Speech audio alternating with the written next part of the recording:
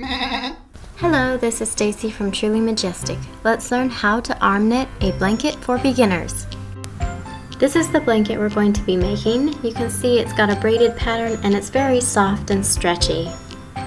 If you're using wool roving like I have to make your blanket, please lightly felt it first. This makes it stronger.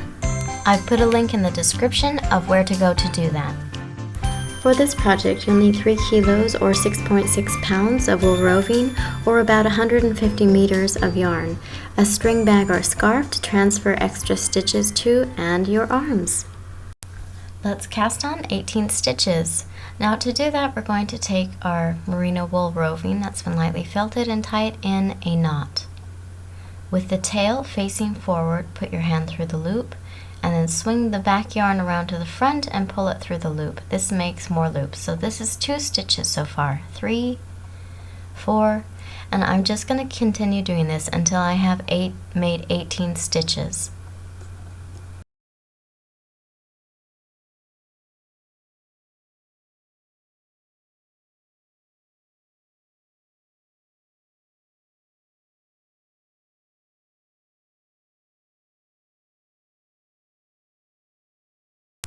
Now that we've done our chain, we're going to look at it. The back of the chain has bumpy bars down the middle of each stitch.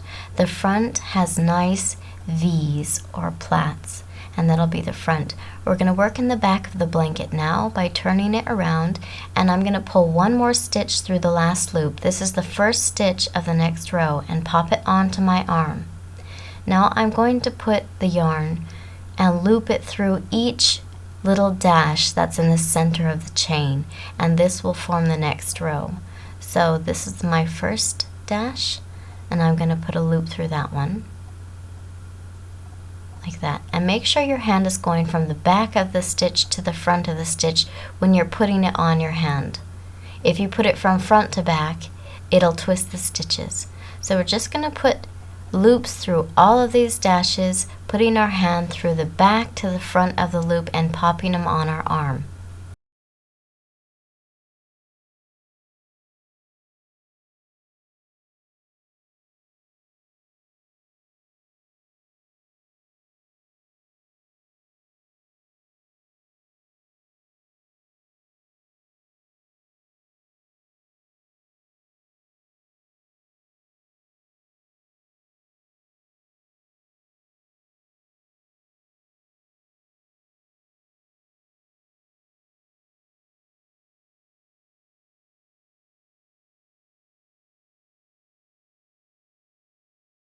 It's easiest to work with your yarn if you have it in a center pull ball.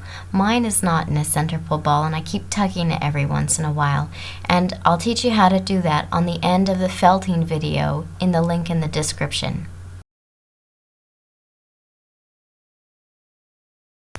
Now I'm just going to go through my loops and count and make sure I have 18.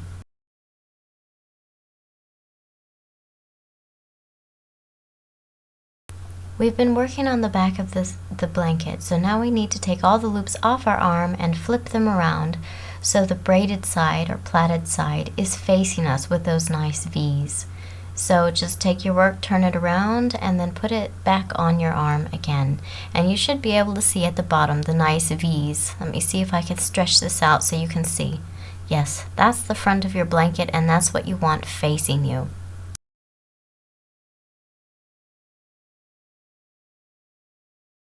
I've actually dropped a stitch here, so I need to put it back through the loop again. Yep, there I go. Okay, now we're set and ready to go. For the entire blanket, you need to slip the first stitch, which just means pop it on your other arm. Don't do anything. And the rest we're going to be knitting through the back loop, which just means grab the yarn and pull it through the loop on your other arm and make a new loop. So we just do that the whole way through, and this is called knitting through the back loop. It is not a knit stitch. It's a KTBL, or knit through the back loop. We do this until we get to the other side. Now I'm going to be putting this little piece of string through to hold my stitches because I have a lot of stitches, and this is just to show you if you have too many, pop them on a bag, a scarf, anything, and just let them hang. It's best if you're sitting on a couch or on the floor and not standing up in the air in front of a camera like I'm doing, but you can see how it just holds it nicely. Now let's continue making loops until we get to the end of the row.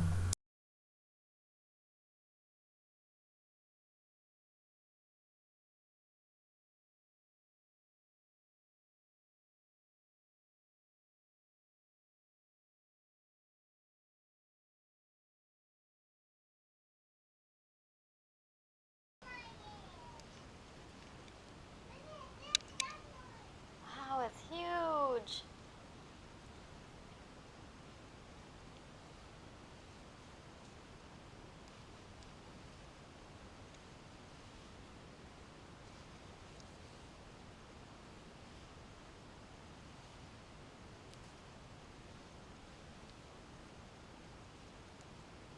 So here's what your stitches should look like at the end of row 2, and you can see I have the extra stitches hanging off on the end. So remember, the first stitch we just slip. We don't knit it, we slip it. And the rest we just continue making loops all the way till the other end of the blanket. Now I need to explain why we slip the stitches on the edge. If you don't slip them, you'll have these bumpy bars going up the side of the blanket, but we want the blanket to be consistent. It will have the nice V's that are on the very bottom edge of our cast on, and when we do a cast off, we'll also have a nice decorative pattern, so it just keeps the whole blanket consistent.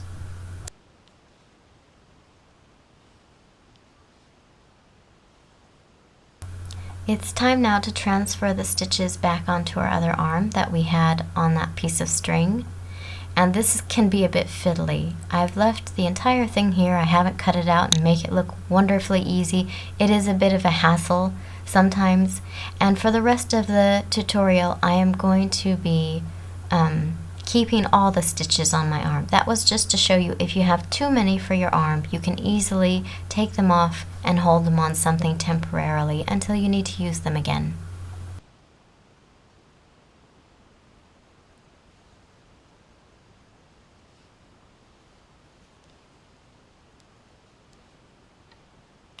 Remember again as we go into row 4 to slip the first stitch, and then we're going to KTBL or knit through the back loop all the rest of the stitches until we get to the other side again.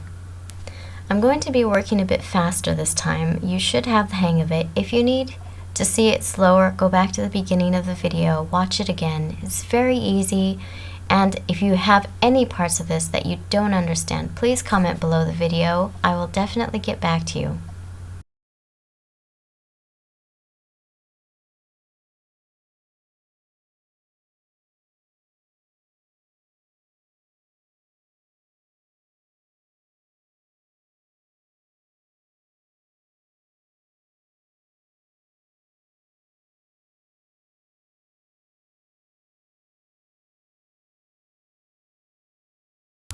I'm just going to be showing you another way to slip the end stitch. Instead of putting it on the arm and then transferring it back, just simply leave it on the opposite hand. There we go, that's slipped. Nice and easy. Now it's time for you to arm knit up the rest yourself until you have just enough yarn to do one last row, and then we'll do a cast off. This is what your blanket should look like once you've knitted it all. Loops at the top, nice and smooth all the way down with the braid in the front. Now it's time to cast off.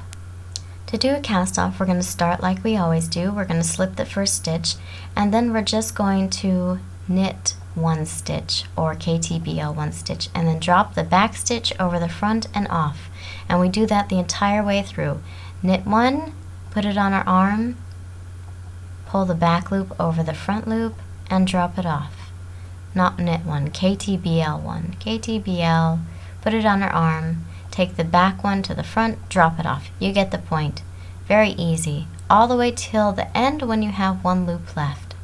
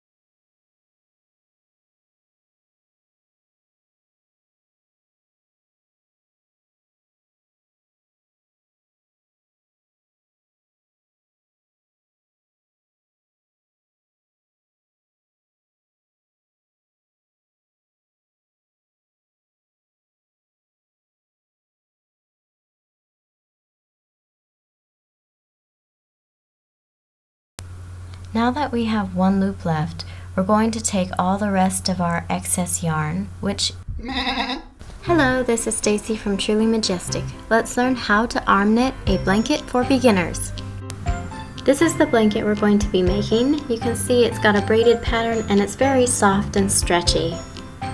If you're using wool roving like I have to make your blanket, please lightly felt it first. This makes it stronger. I've put a link in the description of where to go to do that.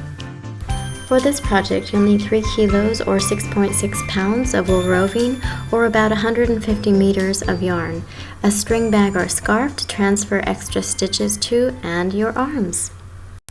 Let's cast on 18 stitches. Now to do that, we're going to take our merino wool roving that's been lightly felted and tie it in a knot. With the tail facing forward, put your hand through the loop and then swing the back yarn around to the front and pull it through the loop. This makes more loops. So this is 2 stitches so far, 3, 4, and I'm just going to continue doing this until I have made 18 stitches.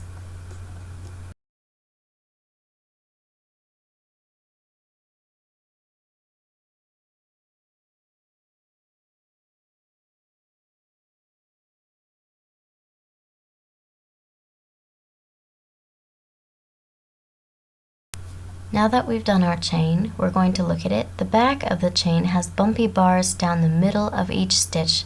The front has nice